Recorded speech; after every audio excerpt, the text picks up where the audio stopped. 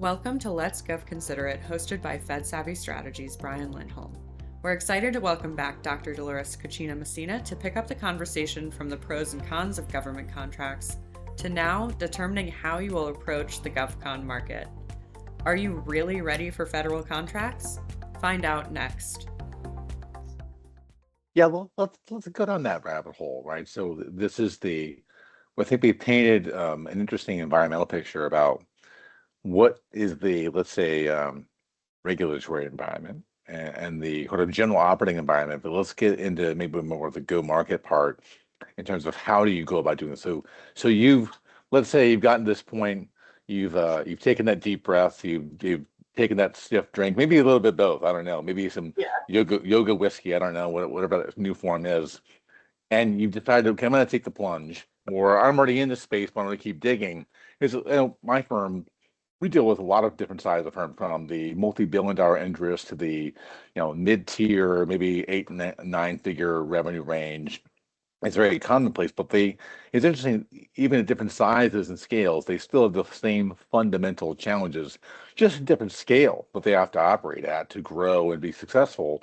So let's get into that part a little bit more in terms of how do you go, right? Let's get into how do I go at this once I've accepted that this is the path I want to go down. I mean, I think I know from what we do in the market intelligence business is I want to understand what can you really do that is unique, and that becomes sometimes it's very difficult to suss that out, because I'll encounter people that I've got 10 strengths, 10 uniques.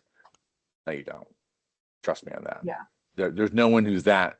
There's no purple unicorn with rainbow, and I'm sorry, you don't exist. You're living in your own little dreamland. Let's get down to it, and really, this becomes a tough thing to narrow down. What are the 2 or 3 or maybe 4 things that you really truly are unique about you? And then once you get that, this is where the tough research happens, where to understand, I like to look at what's the nexus of, let's say, where there is real funding, okay, not just theoretical funding. When I say real funding, I look at what's outsourced.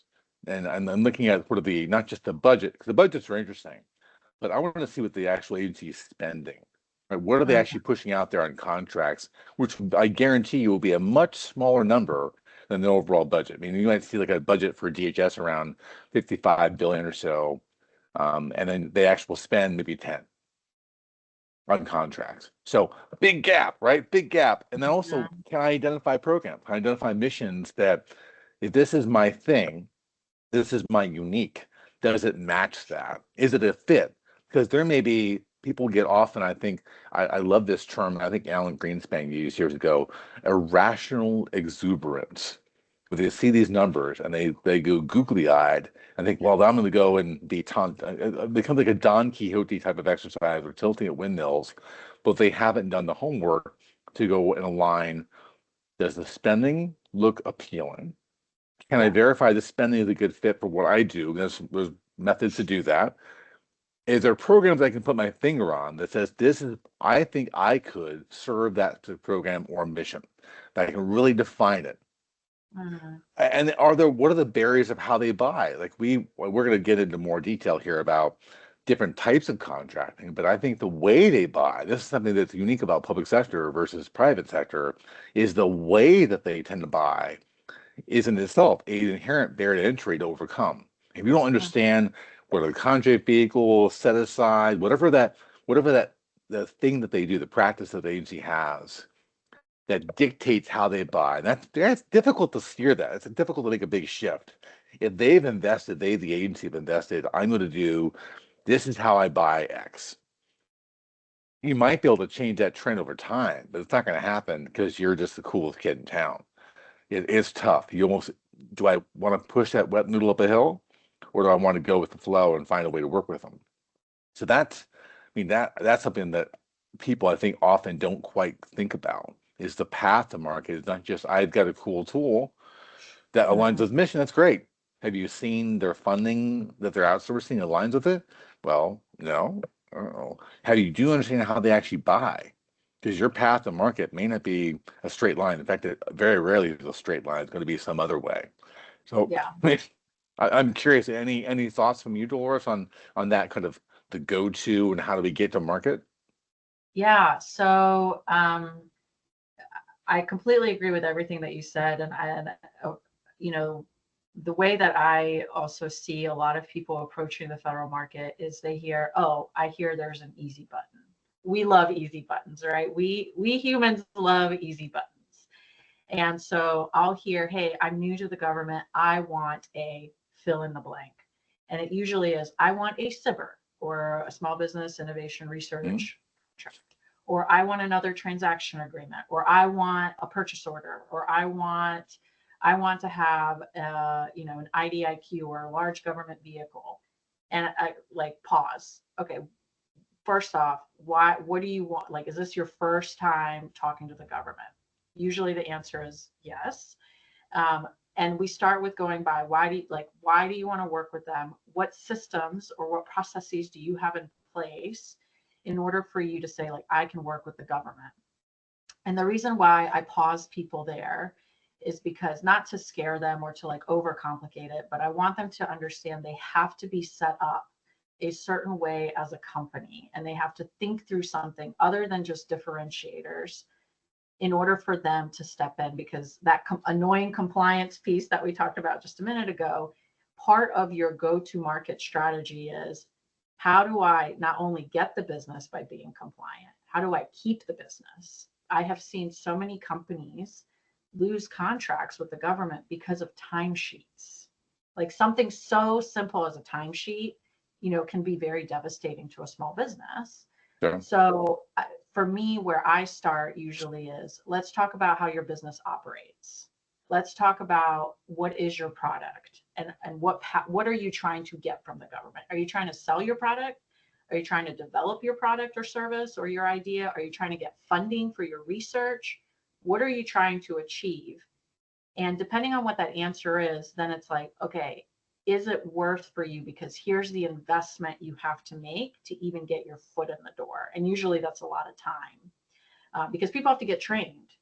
So I think aside from knowing your competitors and things like that, that I think just come very naturally in the commercial world, on the government side, the extra layer is, hey, there's also these other regulations and these processes you have to follow, and you have to be aware of it. Because the question that you're going to get is from the government is like, how do you prefer to do business? What kind of funding are you looking for?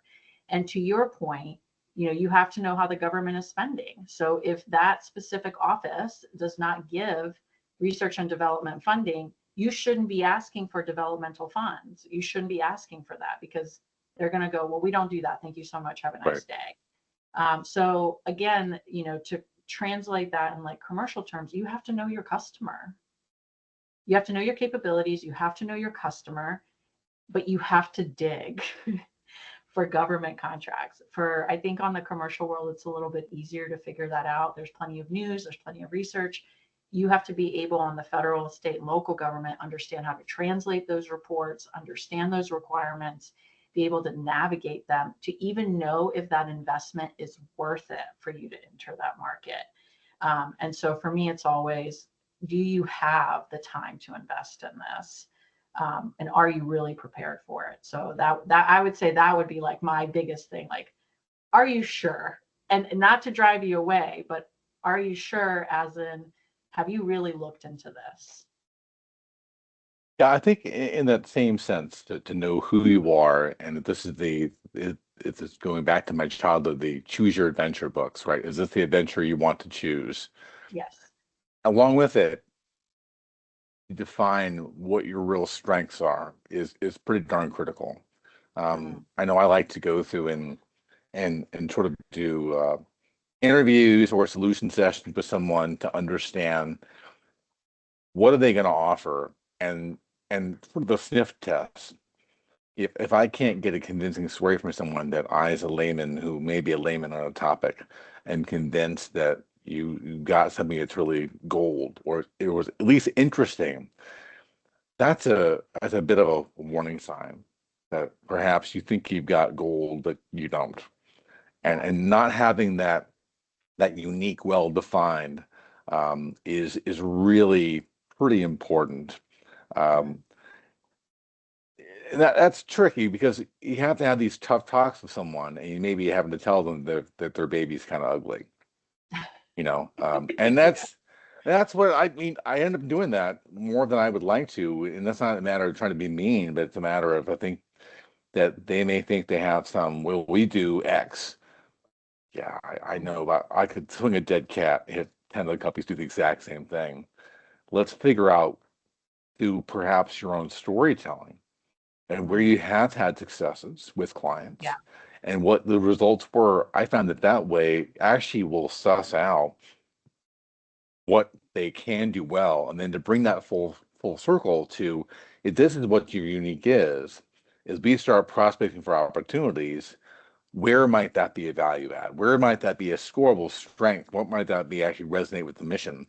And that's a tough thing to figure out. I know in my own business, I've been in business for 12 years. I think it took me a long time, I think, to really figure out what our uniques are, where we really shine. And we are different than our competition. We are better than our competition. And it may not have been the same thing when I started out 12 years ago.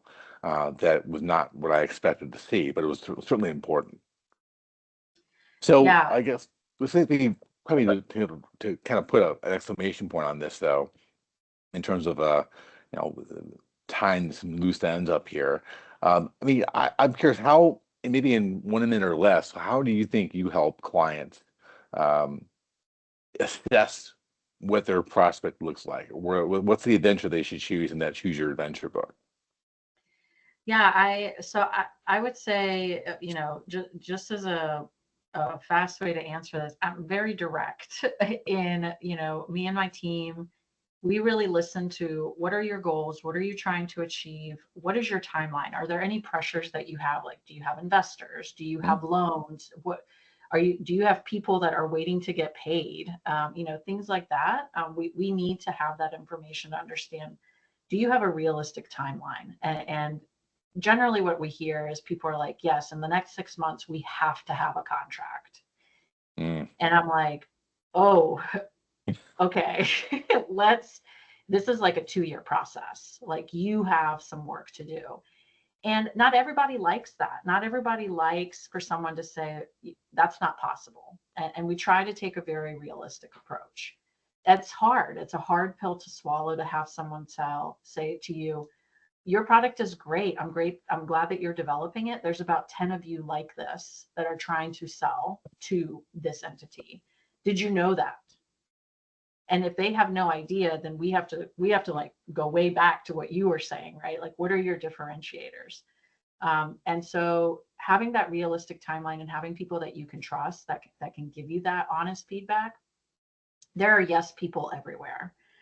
I'm not a yes person. The people that are on my team are not yes people. We are here to help you. We are here for you to have realistic expectations when you're going into the space and into the relationship that you're having, and for you to understand the risks. And I think that there is not a lot of people that are out there that are willing to be that honest and to say, I don't think this is going to be it. It's your decision. You can proceed, and we'll be here to help you, but we're letting you know that is a very aggressive timeline, or that is extremely unrealistic unless you have someone lined up. And Brian, from what I know from you, I know that you're a straight shooter as well. So, sometimes you need that honesty, and it is a hard pill to swallow, but otherwise, put that to the side. There's other opportunities. There's partnership opportunities.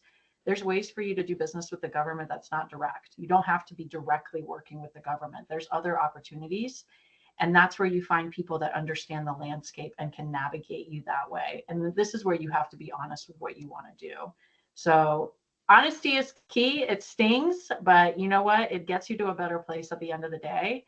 And so wouldn't you want someone that's willing to be on direct with you on your side than have someone that, blows smoke up your up your butt to tell you yeah, that you're the best thing since sliced cheese, and then you get disappointed 6 months down the line. right. I think that's a good segue. We're going to be at another point talking about a little bit more getting tactical, where what's the go-to plan look like and how to how to make sure that you can attack those different approaches. There's Yep. not just one path to market. There's several ways to get there. It's a matter of finding the best fit for you at the point of where your business is. 'Cause you may not be ready for live TV. Maybe you are, maybe you're not, but that's something that we're going to talk about, I know, real soon. Awesome. Can't wait.